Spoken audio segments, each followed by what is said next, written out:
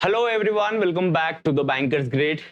इस सेशन में हम लोग देखने वाले लास्ट 3 इयर्स का आप लोगों का एग्जामिनेशन में क्वेश्चन का पैटर्न क्या रहता है। लास्ट 3 इयर्स में किस टॉपिक से कितने क्वेश्चंस पूछे जा रहे और किस टॉपिक में किस सेक्शन में कैसा वेरिएशन देखने को मिल रहा है या नहीं देखने को मिल रहा है। अगर सेक्शनल टाइमिंग इंट्रोड्यूस होता है तो 24 में क्या चेंजेस देखने को मिल सकते हैं। ऑलराइट, तो सेशन को स्टार्ट करते हैं। Those who have not enrolled in the batch और आप लोग फुल प्रिपरेशन करना चाहते हो, if you are genuinely preparing for RRB scale 2 scale 3 इस बार क्रैक करना ही है तो आप बैच को ज्वाइन कर सकते हो। टू एनरोल आप लोगों को व्हाट्सएप करना है।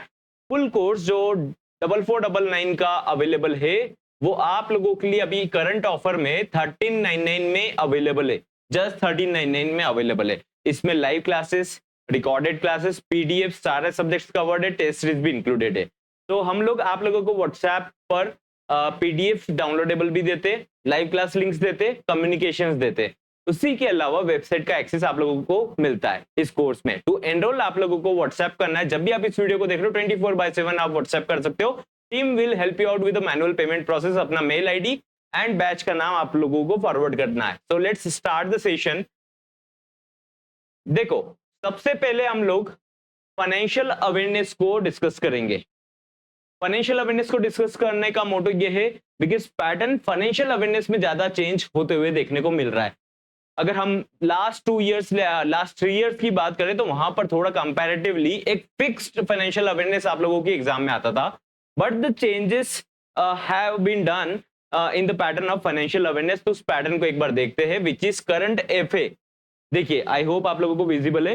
करंट एफए की अगर हम बात करें, जो आपका डे टू डे बैंकिंग का न्यूज आता है लास्ट 3 मंथ्स का, 4 मंथ्स का, 5 मंथ्स का, है ना। लेकिन मेन जो मैटर करता है वो लास्ट 3 मंथ्स का मैटर करता है। अगर आप करंट फाइनेंशियल न्यूज की बात करें तो 3 मंथ्स का करेंगे, this is going to be sufficient. तो अभी हम बात करते हैं 2021 में कैसा सीन था इसको लेकर, और 22 में कैसा सीन हुआ, देन लेटर ऑन 23 में क्या हुआ। अब पॉसिबिलिटी क्या है 24 की वो भी आपको समझ में आएगा। तो करंट अफेयर यहां पे ज्यादा क्वेश्चन देखने को मिला था, राइट।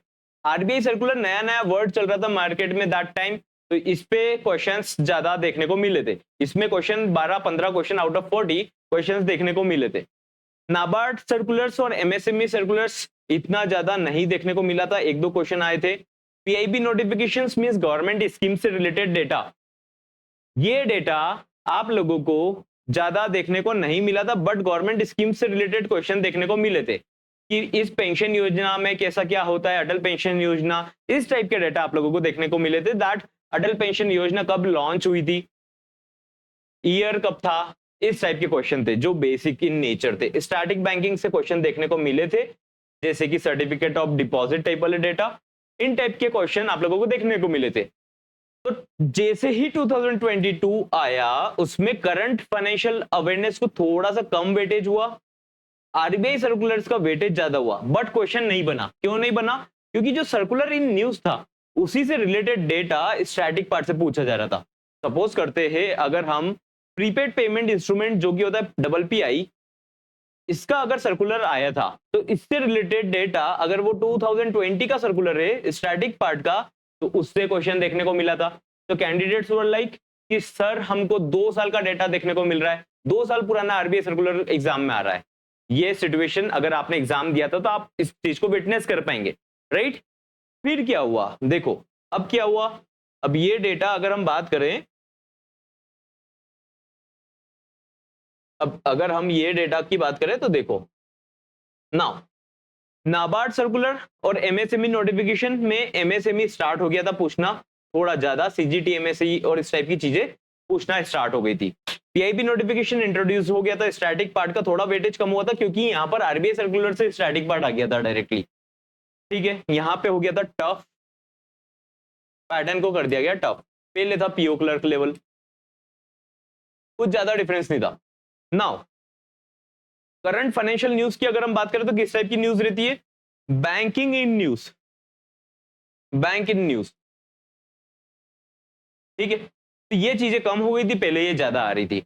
2023 का सिनेरियो कैसा था, आपको नाबार्ड सर्कुलर इंट्रोड्यूस हो गए, पीआईबी नोटिफिकेशन का वेटेज ज्यादा बढ़ गया जिसमें गवर्नमेंट स्कीम से रिलेटेड डेटा ज्यादा पूछे जा रहे थे। उसके बाद अगर हम बात करें तो आरबीआई सर्कुलर से वेटेज कम कर दिया और स्टैटिक पार्ट ज्यादा कर दिया इसमें, स्टैटिक पार्ट ज्यादा कर दिया। तो अभी आप कुछ भी सर्कुलर पढ़ते हो उसको समझने से मतलब नहीं है, उसका स्टैटिक पार्ट आपको कंप्लीट आना चाहिए। लाइक अगर प्रोविजनिंग आ रहा है तो प्रोविजनिंग आना चाहिए आपको डिटेल में कि कौन सा कब चेंजेस हुआ है, राइट। इसी के अलावा अगर हम बात करें, ओके नाउ अब 2024 का सीन कैसा चल रहा है, तो देखो 2024 में टफ होगा ही होगा। अभी भी कैंडिडेट्स को नहीं पता दैट नाबार्ड के सर्कुलर्स कितना मैटर करते हैं आप लोगों की एग्जाम में। नाबार्ड के सर्कुलर्स आरआरबी को गवर्न करते तो वो तो इंपॉर्टेंट पार्ट हो गया, पीआईबी नोटिफिकेशन हो गया, आरबीआई सर्कुलर स्टैटिक पार्ट से करना है, स्टैटिक रिलेटेड पार्ट से ज्यादा करना है, ठीक है। जैसे आईएफएससी के बारे में कुछ डेटा आ रहा है तो आईएफएससी क्या होता है ये डेटा भी करना है सॉरी, ठीक है। Current financial news last year क्या हुआ था डेटा एक और बार मैं बताता हूं, विच इज लास्ट ईयर 2023 में लास्ट 3 मंथ्स के करंट न्यूज बहुत आया था, लेकिन इससे भी स्टैटिक पार्ट या फिर डिफिकल्ट पार्ट पूछा गया था, स्टैटिक पार्ट या फिर डिफिकल्ट पार्ट पूछा गया था। स्ट्रेट फॉरवर्ड क्वेश्चंस नहीं आ रहे थे दैट इसका जीडीपी फोरकास्ट है ऐसा है, डायरेक्ट क्वेश्चन नहीं आ रहे थे, एकदम बजट से क्वेश्चन आ रहा था, लास्ट 2 इयर्स का कंपैरिजन करके आ रहा है, राइट। तो अभी 2024 का स्ट्रैटेजी आप लोगों का होना चाहिए, मैं साइड में हो रहा हूं, which is NABARD circulars cover करके चलना बहुत ईजी है, लेकिन समझने की देरी है। इसी की बात MSME notifications, PIB notifications, static part किस चीज का करोगे, आरबीआई सर्कुलर से रिलेटेड स्टैटिक पार्ट करना है, और करंट एफए आप लोग 3 मंथ्स का करोगे which is going to be sufficient. I am again telling, report सारा कर लेना, एफएसआर मॉनेटरी पॉलिसी जो भी आता है ये सब रिपोर्ट से रिलेटेड पार्ट कर लेना, फाइनेंशियल स्टेबिलिटी रिपोर्ट, ऑलराइट। अब हम मूव करते हैं, देखो ये स्ट्रैटेजी बनाना बहुत जरूरी है, ऑलराइट। आई होप आप लोगों ने नाबार्ड सर्कुलर का एमसीक्यू का सेशन कंप्लीट कर लिया है। नाउ क्वांटिटेटिव एप्टीट्यूड में मैंने आपको मल्टीपल टाइम्स बोला है, इसमें मेजर चेंजेस आप लोगों को देखने को नहीं मिला।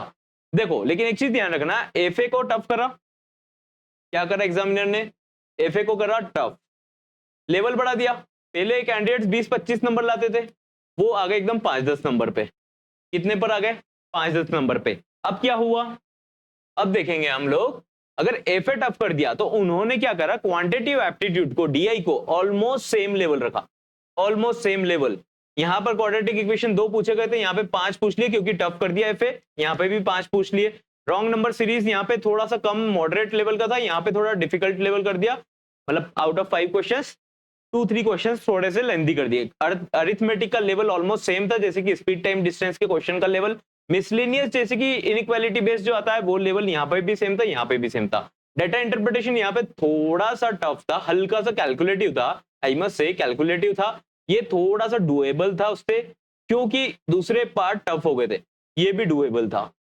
इज दैट क्लियर, ये भी डुएबल था, तो दैट्स व्हाई आई टेल। अच्छा ये कितने क्वेश्चन आते हैं आप लोगों की एग्जाम में, डाटा इंटरप्रिटेशन में कैसलेट डीआई कंटिन्यूसली आ रहा है, ग्राफ डीआई कंटिन्यूसली आ रहा है। जो अरिथमेटिक बेस्ड डीआई होता है वो आपकी एग्जाम में अभी तक नहीं पूछा गया है, लेकिन इस ईयर अगर एफए को इजी कर दिया या रीजनिंग को इजी कर दिया तो टफ करने के लिए क्वांटिटेटिव एप्टीट्यूड में टफ करेंगे तो अरिथमेटिक को इंक्लूड करेंगे आपके डीआई में। लेकिन अगर उसको टफ नहीं करना हुआ, दूसरा सेक्शन अगर टफ है तो इसको मॉडरेट लेवल का रखेंगे जैसा हर साल चलता आ रहा है। तो आपको क्या करना है, डेटा इंटरप्रिटेशन में कैसलेट डीआई का भी प्रिपरेशन करना है, जो क्लास में आप लोगों की स्टार्ट हो जाएगा बहुत जल्दी। बैच में आप लोगों ने एनरोल नहीं करा है तो बैच में एनरोल करो for full preparation, go for the full preparation, not just like कि आप लोग जस्ट एक सब्जेक्ट पर स्टक हो रहे हो। कंप्लीट प्रिपरेशन करो, उसी से बेनिफिट होगा, उसी से फाइनल सिलेक्शन होगा, राइट। क्वाड्रेटिक इक्वेशन कंटिन्यूसली आ रहा है, इसमें 3 डीआई आते हैं। 2021 में 18 क्वेश्चन आए थे, इसमें 15 क्वेश्चन आए, इसमें भी 15 क्वेश्चन आए। एक क्वेश्चन अगर जीबीओ और स्केल 3 की बात करें तो 1.25 मार्क का एक क्वेश्चन होता है, तो दैट्स व्हाई डीआई का कॉन्सेप्ट तो बहुत स्ट्रांग कर लेना। क्वाड्रेटिक इक्वेशन कंटिन्यूसली आ रहा है, अगर पेपर को इजी करना हुआ तो 5 क्वेश्चन आ जाएंगे, मॉडरेट करना हुआ तो उनको 2 क्वेश्चन देना पड़ेगा या फिर 0 भी हो सकता है। रॉन्ग नंबर सीरीज तो कंफर्म्ड आएगा ही आएगा। अरिथमेटिक जो आता है स्टैंडर्ड 10 क्वेश्चन तो वो तो आने ही आने, मिसलेनियस से क्वेश्चन आते 4-5 क्वेश्चन वो आएंगे। अब ध्यान देते हैं, अगर सेक्शनल टाइमिंग इंट्रोड्यूस हुआ तो आप लोगों की एग्जाम में आप लोगों को सिंप्लीफिकेशन भी देखने को मिलेगा। ध्यान रखना है आपको ये चीज, क्या ध्यान रखना है, अगर आपका सेक्शनल टाइम इंट्रोड्यूस होता है, अभी कॉम्पोजिट टाइम 2 घंटे का मिलता है, सेक्शनल टाइम का आपको information hand out which means admit card के टाइम मिलेगा। तो अगर ऐसा इंट्रोडक्शन होता है तो आपको मिसिंग सीरीज भी आएगा, आपको क्या आएगा, सिंप्लीफिकेशन अप्रोक्सीमेशन भी आएगा, क्योंकि गिवन टाइम में 20-25 मिनट में इतना ही एक कैंडिडेट कर सकते हैं। फिर लेवल थोड़ा सा कम होगा, फिर लेवल थोड़ा सा कम होगा, alright. Now moving towards reasoning का पार्ट। देखो रीजनिंग में भी कंटिन्यूसली एक ही सीन है, विच इज दो सीटिंग अरेंजमेंट कंफर्म आ रहे, यहां पे भी आए थे, कुछ भी चेंजेस देखने को नहीं मिल रहा, यहां पे भी आ रहे थे, यहां पे भी आ रहे थे, ठीक है।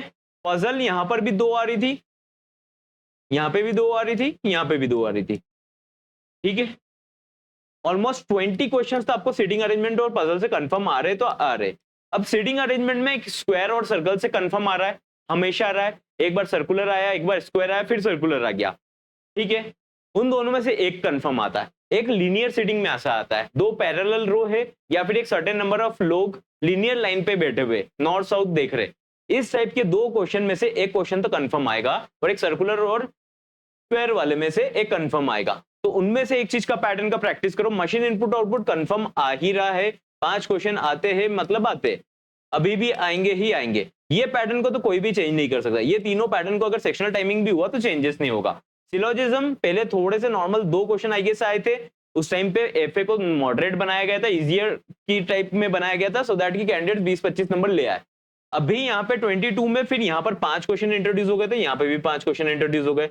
डायरेक्शन सेंस और ब्लड रिलेशन, ये बीआर यहाँ पे ब्लड रिलेशन है, ब्लड रिलेशन और डायरेक्शन सेंस में से एक क्वेश्चन हमेशा से आता है विच इज 3 मार्क्स का। तो इन तीनों में से आपको एक क्वेश्चन तो कंफर्म आ रहा है, अभी तक हमेशा डायरेक्शन सेंस ही आ रहा है, ठीक है। लेकिन पैटर्न ऐसा होता है कि डायरेक्शन ब्लड रिलेशन को अगर पजल में नहीं डाला कॉन्सेप्ट को, तो आपका ब्लड रिलेशन यहाँ पे 3 नंबर का आएगा। तो तीनों का मतलब इन दोनों का प्रैक्टिस करके रखना है, ये आएगा या तो फिर ये आएगा, ये माइंडसेट तो रखना ही है कि आप जैसे पेपर देखते हो ना, तो 3 नंबर आपको यहाँ पे ढूंढने कि ये डायरेक्शन सेंस कहाँ है, या डायरेक्शन सेंस नहीं है तो ब्लड रिलेशन तो देखने को मिलेगा, ठीक है। अब मिसलेनियस पार्ट रहता है, जैसे कि आपको कोडिंग डिकोडिंग नहीं आया है अभी तक, अगर आया है तो 1 नंबर के क्वेश्चन में आया है। अगर दूसरी बात करें लॉजिकल रीजनिंग की, स्टेटमेंट एंड कंक्लूजन बेस्ड की, थोड़े लेंदी रहते हैं, मिस्टेक करवाते हैं, लेकिन वो भी 5 to 10 क्वेश्चंस हमेशा से देखने को मिल रहे हैं, ऑलमोस्ट 5 to 10 क्वेश्चन। लेकिन उस पे क्या होता है, कैंडिडेट्स को लगता है कि हमने इंग्लिश हिंदी पढ़ा, ऐसा पढ़ के कर दिया, बट ये सबसे बड़ा एकदम ब्लफ करवाने वाला टॉपिक रहता है logical reasoning. It takes time and understanding, तो ध्यान दीजिएगा, ये सब टॉपिक मिलके आपके 40 क्वेश्चंस कंफर्म आ रहे हैं और अभी भी आएंगे।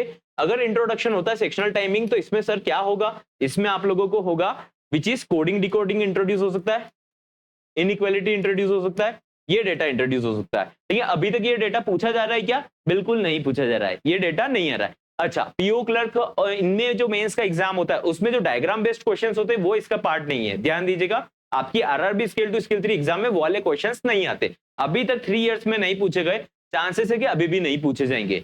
ऑलराइट, नाउ आप लोग सोच रहे होंगे दैट कंप्यूटर अवेयरनेस का क्या सीन है। कंप्यूटर अवेयरनेस का मैंने आपको यहाँ पे नोट डाउन नहीं करके बताया, सेशन को अनयूजुअल मेरे को लेंदी नहीं करना है। तो देखते हैं यहाँ पर, देखो कंप्यूटर अवेयरनेस का क्या सीन होता है। कंप्यूटर अवेयरनेस में आप लोगों का अगर 2021 की बात करें तो यहाँ पर आप लोगों का एफए इजी था, कंप्यूटर अवेयरनेस टफ था। क्या था, टफ था, बहुत टफ था, एक्चुअल में टफ था। ये सीए मींस कंप्यूटर अवेयरनेस है।